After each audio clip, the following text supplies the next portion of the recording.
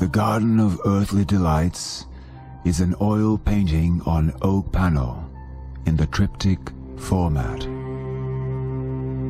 As with Bosch's other triptychs, The Last Judgment and The Hay Wain, the panels are to be read from left to right, linking themes which address morality and faith in an order of events that illustrate the transient aspect and the ill consequences of the deadly sins that stage the gradual fall of humankind.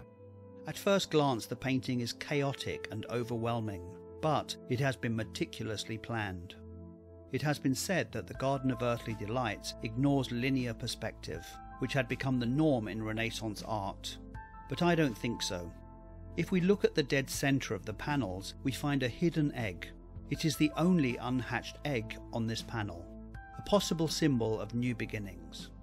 Most of the time you find many people at the same time, looking at the painting, being fascinated by it, discussing, being in conversation with each other, what it could mean, what this phantasmal world could actually mean, not only for us now, but perhaps for people 500 years ago. 500 years ago, when this painting was created.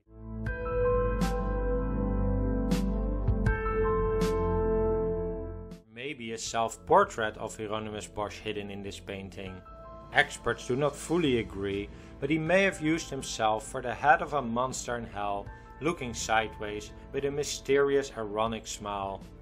There have been no original self-portraits of Bosch that have survived, but this is believed to be a copy of a self-portrait. Albeit an older one, it shows some resemblance to the image in the Garden of Earthly Delights. These animals sometimes represented sins, other times virtues.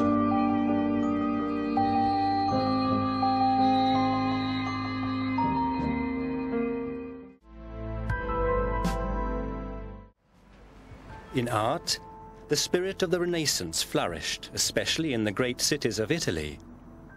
It was a time when reason and science began to take over from superstition and myth, and Europe would never be the same again.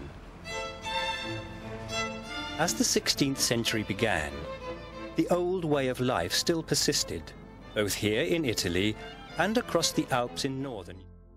Born around 1450 in Hieronymus Bosch, in the Duchy of Brabant, now the Netherlands, Hieronymus Bosch remains one of the art world's great enigmas. Little is known about his life, and the only clues have the few traces of him found in local records. Even his name is a bit misleading. He was born Jeroen van Aken and took his professional name, in part, from his